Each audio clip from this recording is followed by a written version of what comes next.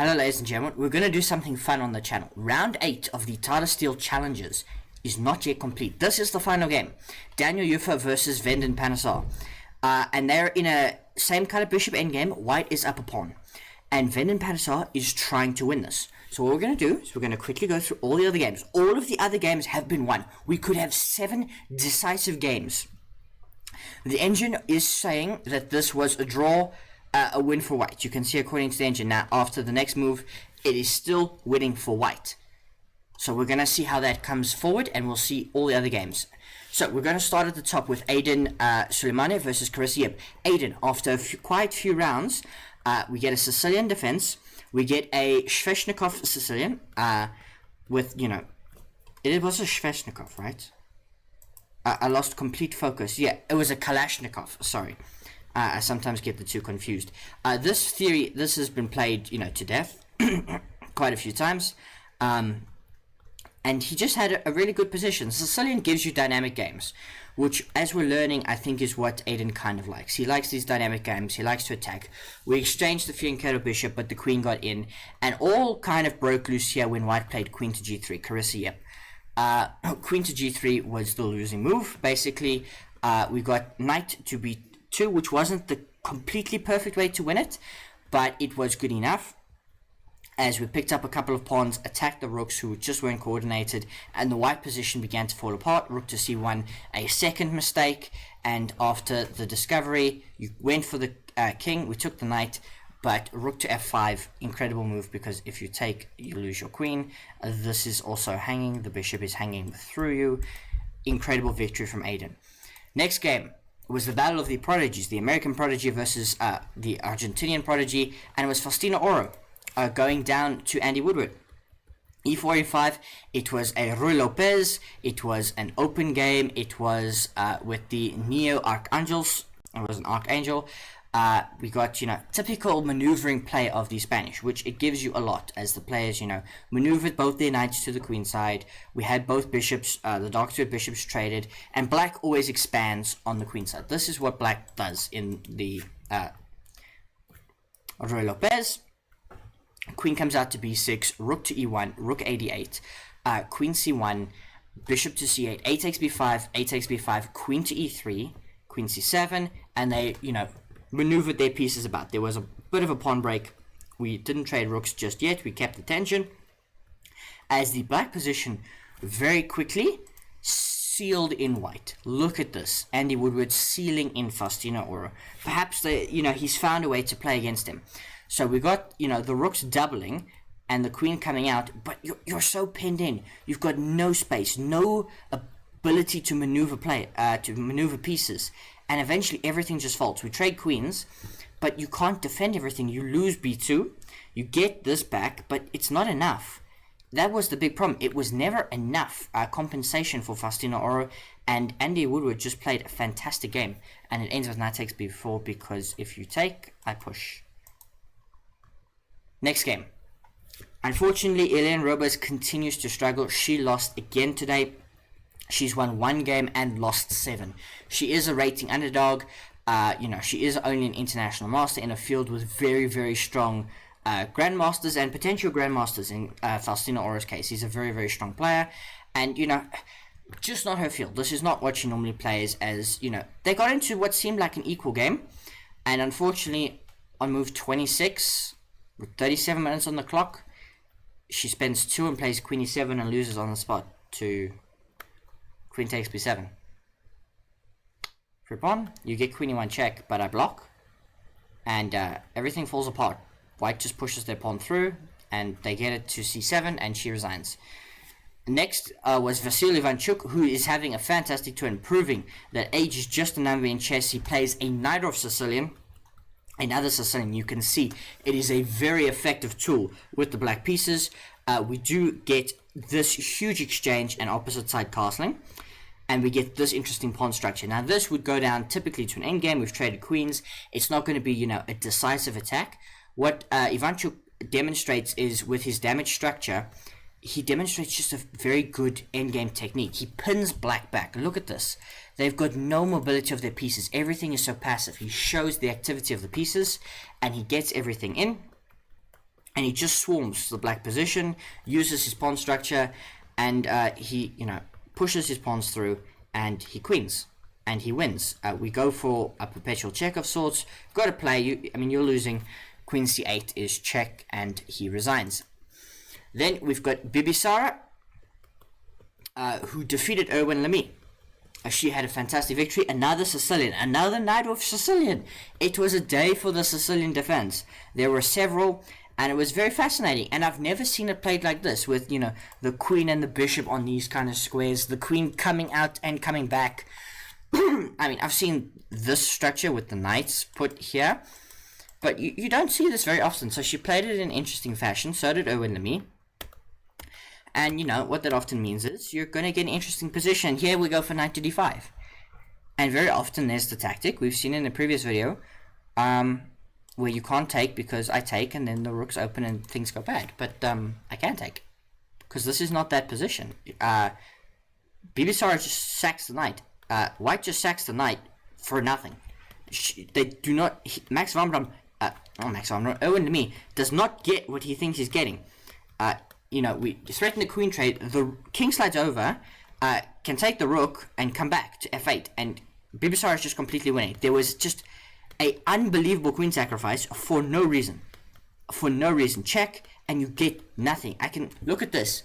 I can sack my queen, because if you take, I take like this. So if you take my queen, knight takes e7. Then if you take my knight, I take your bishop. I'm up a rook. You're completely lost. So, bishop e3, queen c7, queen comes out, and queen g3, and Bibisara just wins. Erwin Lamy has to resign. Then, unfortunately, the final lady in the section, the final child, 15-year-old Miaoyi, she went down to Marc'Andria. This was a different type of game. This was a English BOGO. I've got no idea what this was.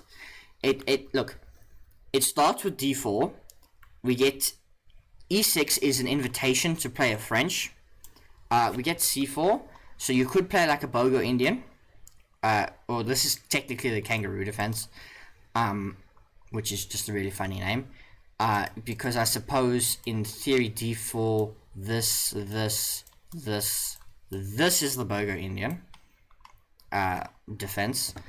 We don't get that. e6 is invitation to play the French, and we just get this, which is like a Bogo Indian mixed Queens Indian defense. I don't know. We trade off the dark squared bishops, and I don't know what you do.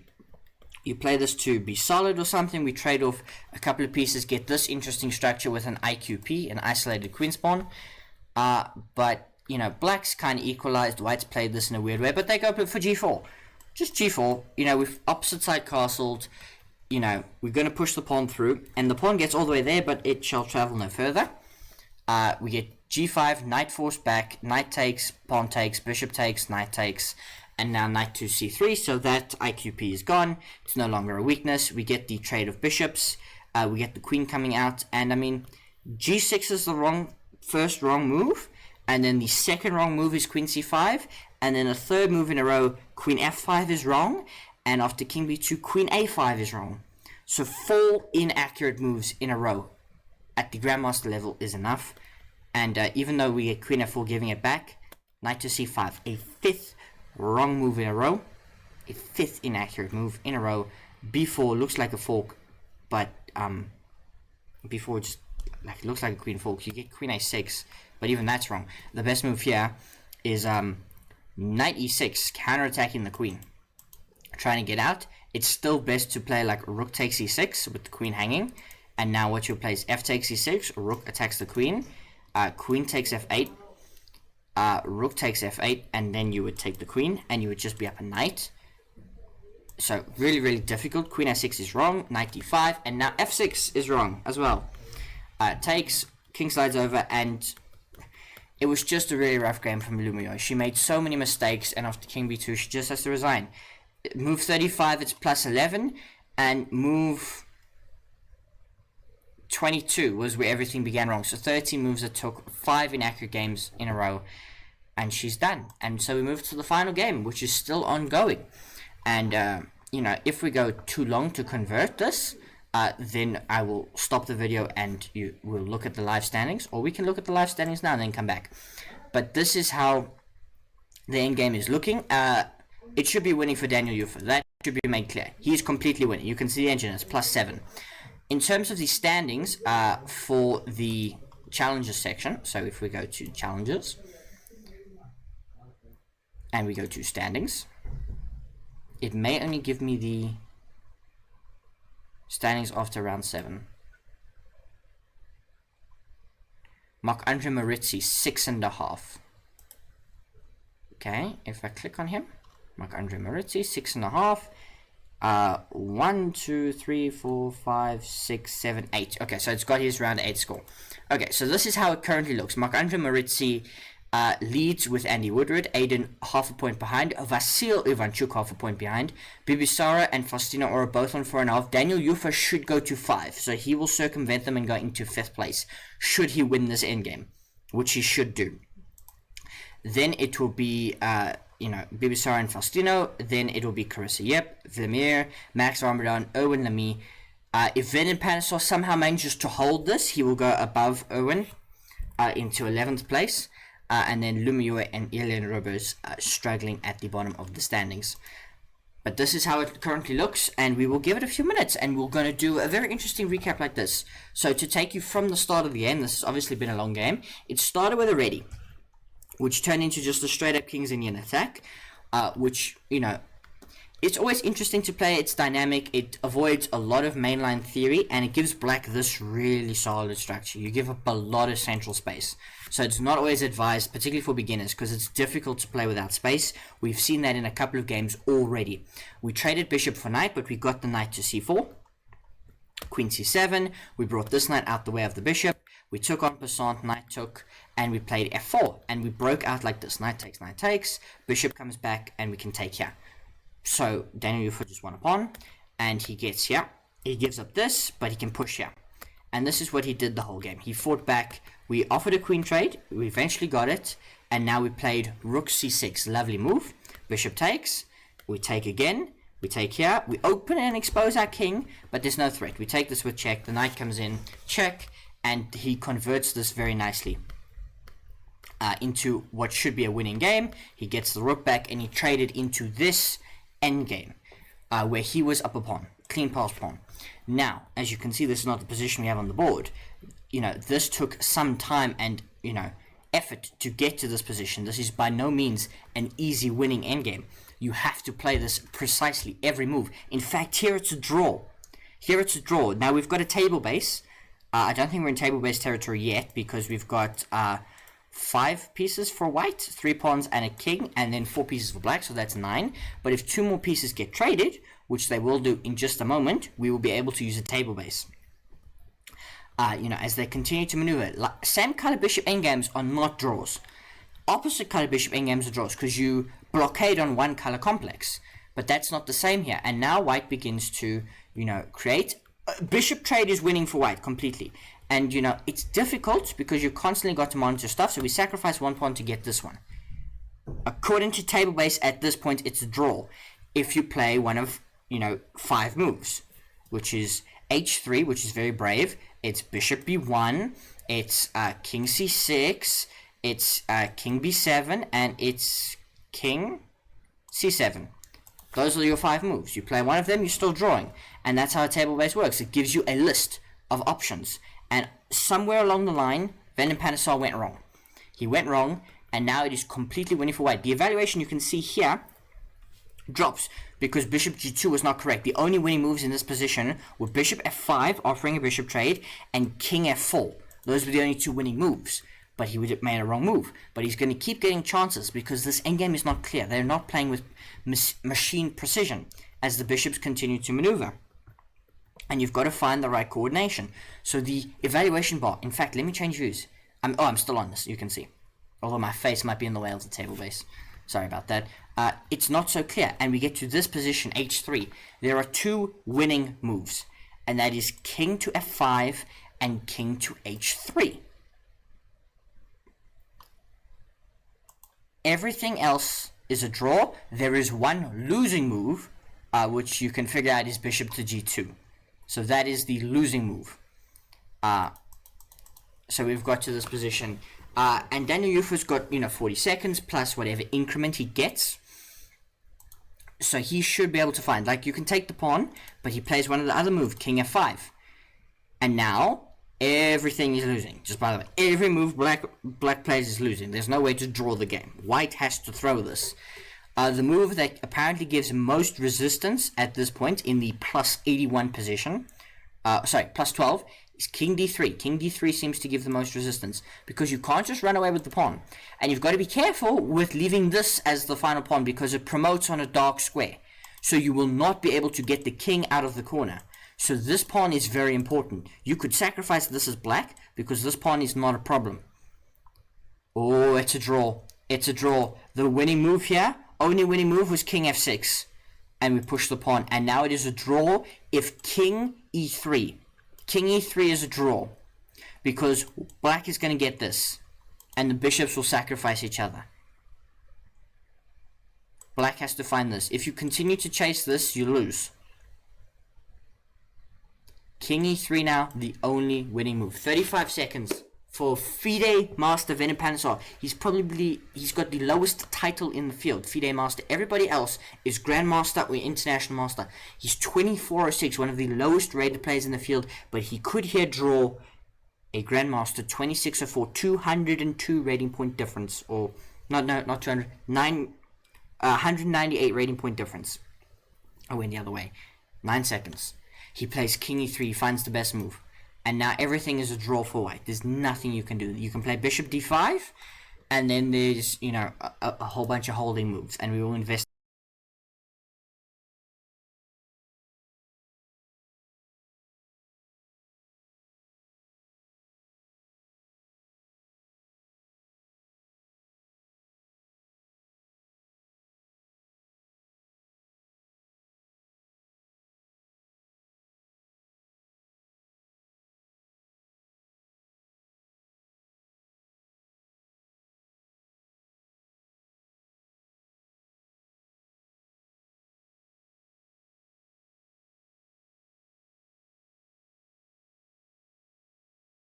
Blundered it again. He's blundered again. Panesar has blundered again. There was a holding move here. He had to play king. He had to play bishop e8 or bishop d7. He's losing again. He's losing again to two moves. King e4 or king e5. And I do not understand why. So if king e5, what happens if you play bishop e8 now? King d5. Oh my gosh, the bishop is going to get boxed in. Wait, can you give a check? And get onto this diagonal, perhaps. King c5. What if you go here? King c7. Oh, and you're just going to go here. And you're going to stop him. Oh my gosh, the king got too close. Bishop e5. And now we wait. Daniil Yuffa must bring the king. He goes, he plays one of the winning moves. It is now mate in 23. Daniil Yuffa is winning again. It's not going to be a draw. It's not going to be a draw.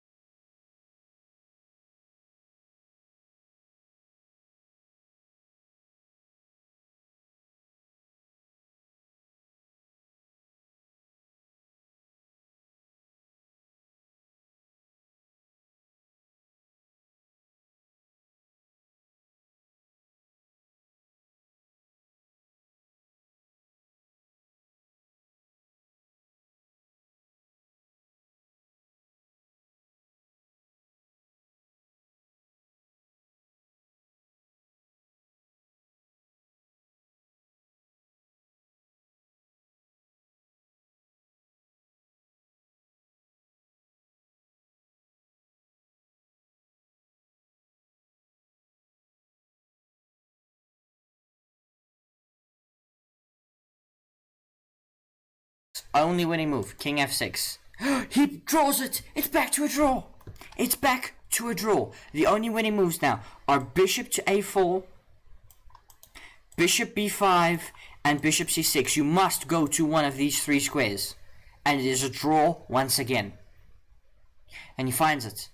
And it's a draw once again. Unbelievable, ladies and gentlemen.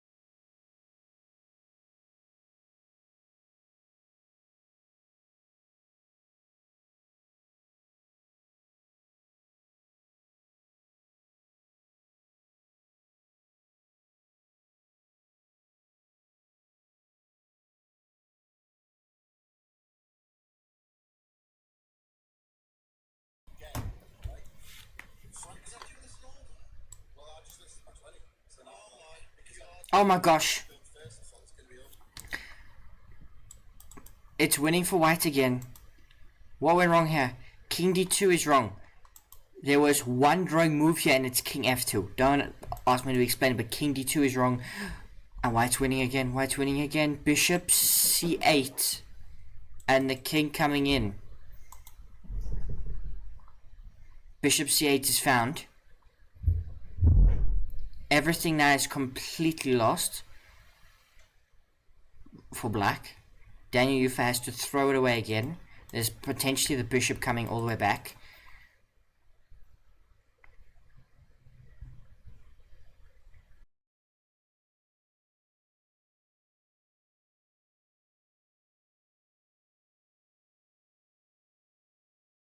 Bishop c4. King moves out the way. It's a draw. No! No!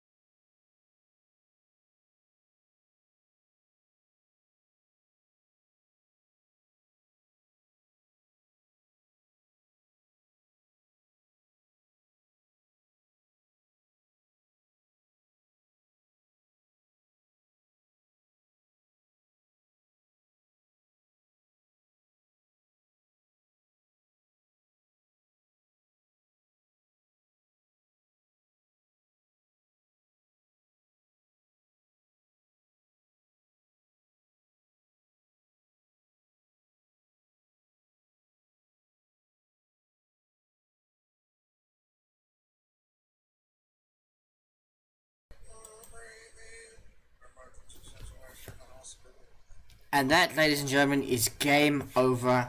It ended. He finally played d7 and it ends in a draw. 6 games, 1 and lost and 1 draw. This one, which has taken almost 6 or 7 hours. Unbelievable. I will see you tomorrow, maybe, for round 9.